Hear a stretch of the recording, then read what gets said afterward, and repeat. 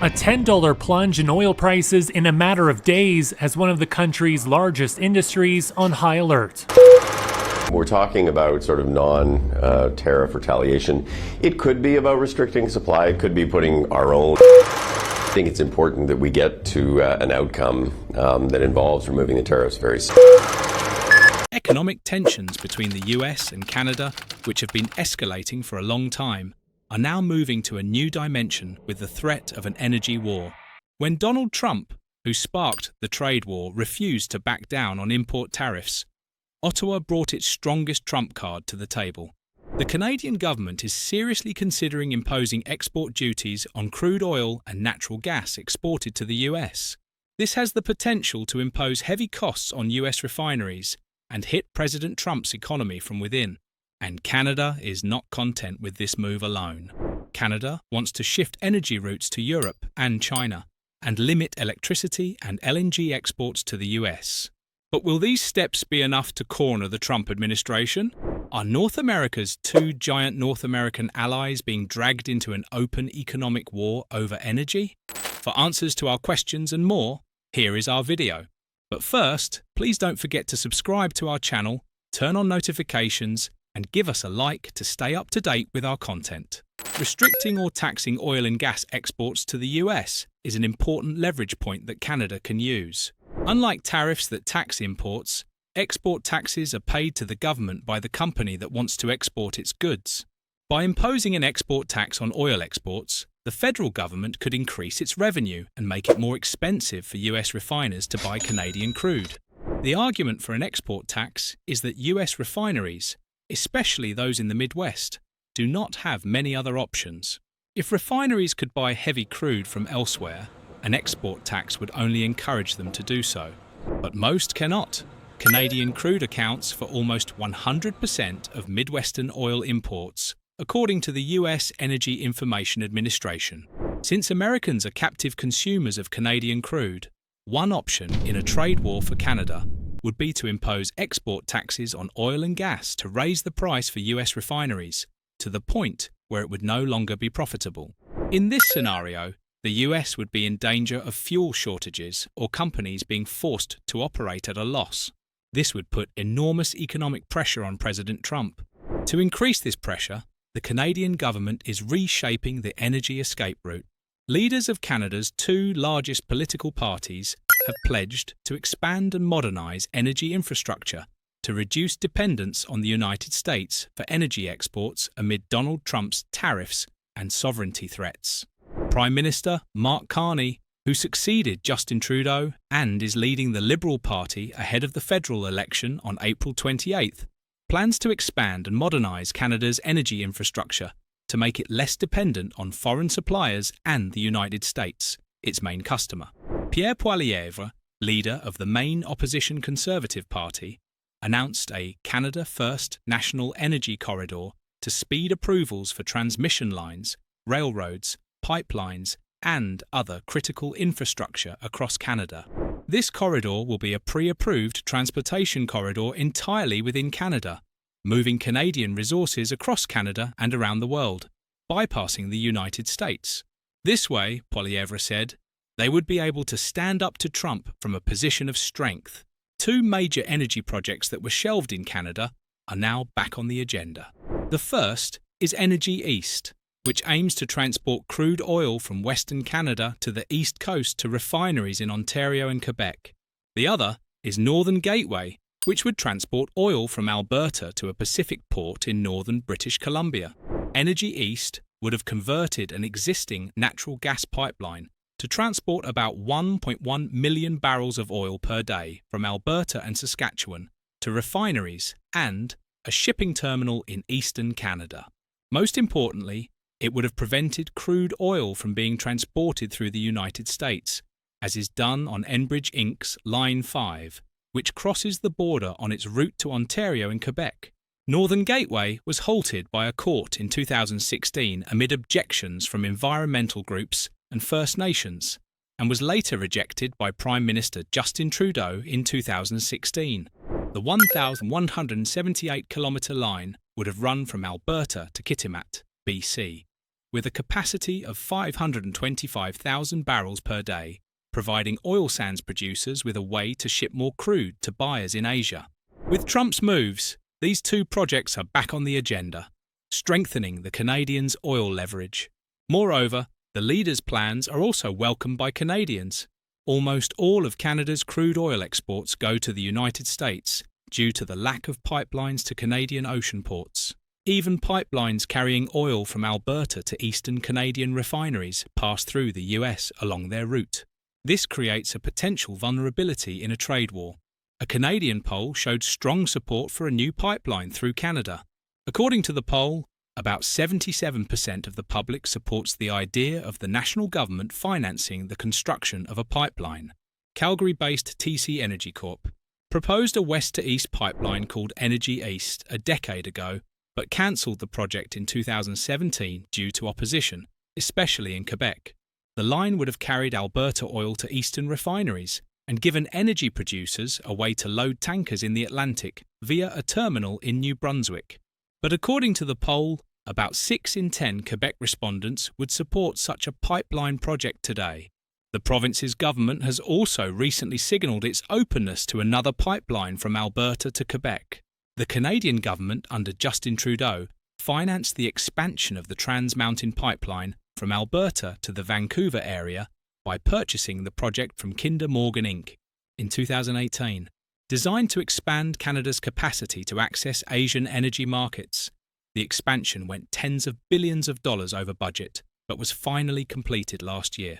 The Trans Mountain Pipeline expansion nearly triples Canada's capacity to ship oil to tidal markets, ensuring that Canada's oil plays a role in supporting global allies like South Korea and Japan. Recall that China, Japan, and South Korea were set to receive cargoes of oil imports from Canada's newly expanded Trans Mountain Pipeline in September. The expanded TMX pipeline tripled the flow of crude oil from landlocked Alberta to Canada's Pacific coast to 890,000 barrels per day.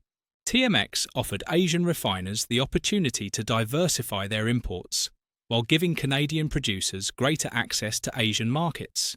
South Korean refiner U.S Caltex decided to share its 450,000 barrel cargo of Cold Lake crude oil with Japan's largest refiner Enios.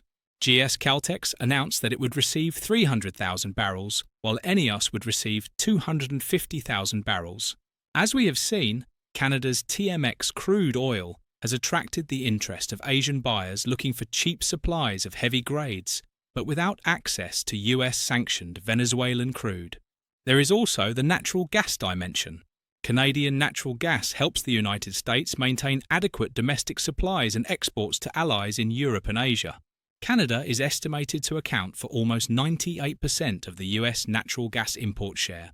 In 2022, nearly 99% of total annual US natural gas imports came from Canada, almost entirely by pipeline.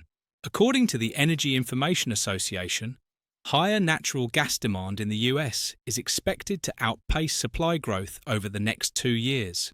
In addition, demand from data centers and generation coming back onshore could further strain natural gas power generation in the US. Canadian natural gas is well positioned to close supply gaps and already accounts for 9% of total US natural gas consumption and has the capacity to expand further. However, Canada's project to send its natural gas to the EU could come under increased scrutiny with Trump's reinstatement of tariffs, which could put the US in a difficult position. With 6 West Coast LNG projects proposed and under construction, including LNG Canada Phase 1, which is scheduled to come online this year, Canada's total export capacity is estimated at 6.26 billion cubic feet per day.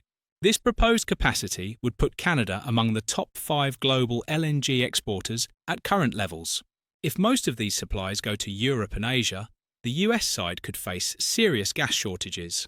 The West Coast terminals are strategically located just 10 shipping days from Asia, compared to 20 days for US Gulf Coast exporters via the Panama Canal.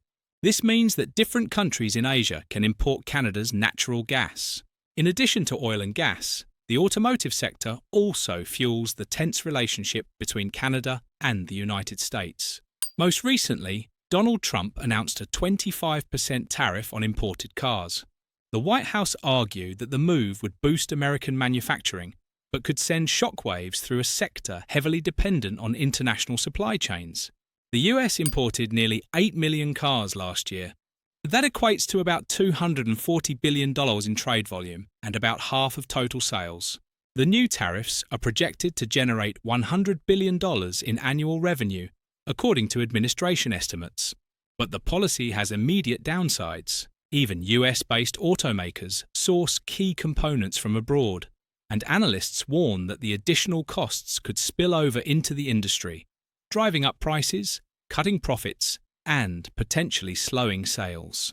Donald Trump dismissed these concerns, saying the measure would boost local production and end the ridiculous supply chain spanning the United States, Canada, and Mexico. Markets reacted sharply. General Motors shares fell nearly 8%, Ford by 3%, and Stellantis, the parent company of Jeep and Chrysler, by nearly 4%. Electric vehicle manufacturers have bucked the trend. Tesla and Rivian made modest gains as investors anticipated that they could hedge against some of the downside. So Trump's 25% tariff on vehicles manufactured outside the US was already working in Tesla's favor. After Tesla's appreciation was reported in the media, Trump warned his European allies in a post. The US leader suggested that if the European Union cooperates with Canada to circumvent the tariffs, it will face much larger penalties than currently planned. Donald Trump was officially confronting Canada and the EU in the name of protecting US-made cars, especially Tesla. Canadian Prime Minister Mark Carney convened a cabinet meeting in response to US leader Donald Trump's attack on Canada's auto tariffs. Prime Minister Mark Carney said that Canada's old relationship with the US, based on the deepening of their economies and close security and military cooperation, is over. This shock announcement signalled a complete break between the US and Canada. Speaking to reporters after a cabinet meeting in Ottawa, Mr. Carney said Canadians must radically redesign their economy in the face of US President Donald Trump's tariffs.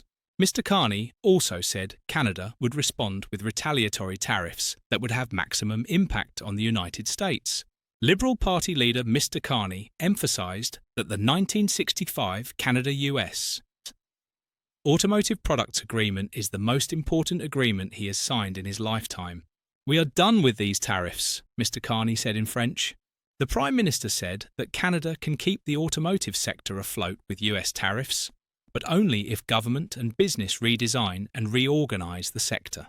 Mark Carney predicted that Ottawa must build an economy that Canadians can control, and that this will include rethinking trade relations with other partners. Mr. Carney added that it is not yet clear whether Canadians will be able to have a strong trade relationship with the United States going forward. Mr. Carney has changed his campaign plans to fight the latest import tariffs ahead of next month's general election. Canada has so far responded by imposing tariffs on US goods amounting to about 60 billion Canadian dollars, or 42 billion US dollars. After the change of plan, it is expected that Canada will impose tariffs on the US worth more than 42 billion in total in response to the new 25% automotive tariff announced by Donald Trump. So we could see a new tariff record from Canada in the coming days. This would further escalate tensions between the US and Canada. But the Canadian side claims that it will not hesitate to respond. So when will these retaliatory responses come? Experts predict that Canada will take action after the US tariffs are implemented. The White House announced that the new vehicle tariffs would take effect on April 2nd, and that businesses importing vehicles would be charged the next day. Tariffs on parts are scheduled to begin in May or later. As the timing of the tariffs approaches and Canada prepares for retaliatory steps, important assessments are coming from countries around the world. Brazilian President Luiz Inácio Lula da Silva said through an interpreter that he was very concerned about the behaviour of the US government, fearing damage to free trade and weakening multilateralism. In Brussels, European Commission President Ursula von der Leyen expressed regret at the US decision and pledged that the Union would protect consumers and businesses. Hildegard Müller, president of the German Automotive Industry Association, said that the tariffs will have a negative impact on automakers and all companies in the global supply chain, with particularly negative consequences for consumers in North America. The consequences will cost growth and prosperity on all sides, Hildegard Müller added in a statement. So who will benefit from US President Donald Trump's tax decision as concerns and reactions continue to come from around the world? Tesla, which has made incredible losses recently, comes directly to mind. The company can cover its losses with additional taxes imposed on Trump's non-US production cars. Otherwise, Tesla's situation does not look good. The company's shares fell sharply on Wednesday, falling 3.8% in the afternoon, and it fell as much as 5.4% earlier in the day. The decline outpaced broader market losses, with the S&P 500 and Nasdaq Composite falling 0.6% and 1.3% respectively. The sell-off comes as Tesla faces growing international trade tensions and mounting regulatory challenges, particularly from Canada, which has introduced punitive measures directly targeting the electric vehicle giant. In a bold move, the Canadian government announced it would freeze $43 million in EV rebates for Tesla vehicles. This decision stems from concerns over dubious claims made by the automaker.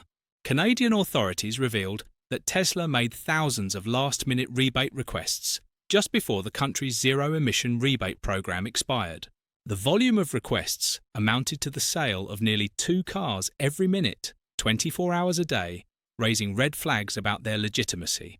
Canadian Transport Minister Chrystia Freeland ordered her ministry to exclude all Tesla vehicles from future participation in the country's rebate program. Chrystia Freeland made it clear that the restriction, which she described as illegal US tariffs against Canada, would remain in force. This retaliatory measure is a direct response to President Donald Trump's recent tariff policies, which have strained US-Canada trade relations. It also signals the growing willingness of foreign governments to target US companies in response to broader political and economic disputes. Canada's tariff retaliation adds to Tesla's growing global woes, with the company's chances in key markets diminishing. Recent data shows sales in China and the European Union have fallen, coinciding with CEO Elon Musk's increasingly outspoken political engagement. Musk's alignment with Trump and his public stances on global political issues have drawn the ire of foreign regulators and policymakers. This, combined with Tesla's exposure to stiff competition from both traditional automakers and rising Chinese EV makers, is increasing pressure on the company. On the other hand, Tesla is no longer the undisputed leader in the EV market. Companies like BYD, XPeng and NIO in China are rapidly gaining ground, along with Ford, GM and Volkswagen in the West. These automakers are offering cheaper, technologically advanced models, reducing Tesla's once dominant market share. 2024 in particular has been a big year for Chinese carmaker BYD. The company secured its position as the world's largest electric car manufacturer. In the third quarter of the year, it made waves to generate more revenue than Tesla for the first time. And in the fourth quarter, BYD delivered more fully electric vehicles than Tesla for the first time. BYD competes with Tesla in particular in non-Western countries, where Tesla sometimes has a more limited footprint and where the Chinese giant outpaces its American rival on price. A new rest of the rest analysis of prices for the company's lowest cost vehicles looks at 10 non-Western countries and regions where both officially sell their vehicles and offer prices up front on their websites. They include Mexico, Chile, the United Arab Emirates, mainland China, Hong Kong, South Korea, Japan, Thailand, Malaysia, and Singapore. In Singapore, the price of the BYD Dolphin includes the cost of a certificate of authorization, a government-mandated license that allows a person to own and drive a car for 10 years. In short, every critical issue, from oil to gas, from automotive to electricity, sets the stage for deepening economic tensions between Canada and the United States. Canada's search for new energy export routes to European and Asian markets is shaking up the balance of energy supply to which the US has long been accustomed. This strategic shift has the potential to put serious pressure on the US economy, especially given Washington's dependence on Canadian oil and natural gas. This fragile equation between the two countries may bring about a new economic front. Thank you for watching.